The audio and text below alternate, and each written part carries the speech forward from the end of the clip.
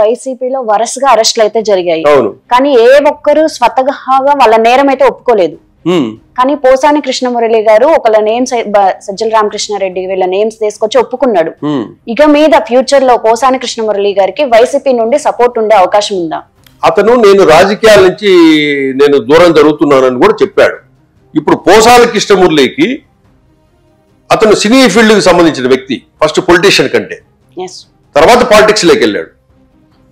ఇప్పటికీ సినిమాల్లో మొన్నటి వరకు సినిమాల్లో యాక్ట్ చేస్తున్నాడు, బానే ఉంది, మంచి ఐడెంటిఫైడ్ పర్సనే. కానీ ఇతను చేసిన ఆ మాటలకు బూతుల దాడికి గత 5 ఏళ్లుగా సినిమా ఫీల్డ్ అంతా చూస్తూనే ఉన్నారు. అతనికి ఏ ఒక్కరే కానీ అయ్యో పాపమని ఆయనకు మద్దతుగా రాలా.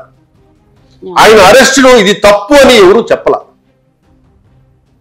అసలు స్పందించలేదు దాని మీద. అతని గురించి సినీ ఫీల్డ్లో ఇంతమంది ఉన్నారు. ఇంకొకటి, అతను కమ్మ సామాజిక వర్గం. సినీ ఫీల్డ్లో ఎంతో మంది పెద్దోళ్ళంతా ఉన్నారు కమ్మ సామాజిక వర్గం చెందిన వాళ్ళు, ప్రొడ్యూసర్లు కానీ డైరెక్టర్లు కానీ పెద్ద పెద్ద వాళ్ళు ఉన్నారు. కులస్తులు కూడా ఎవరు స్పందించాలి. ఎందుకంటే అతను చేసిన తప్పులేంటి అందరికి తెలుసు. ఒకవేళ స్పందిస్తే అతని మద్దతు నిలబడితే మన పరువు పోతుందని చెప్పేసి వాళ్ళు కూడా రాలే. ఇంకా ప్రజలంటే ప్రజలన్నీ చూసిన వాళ్లే.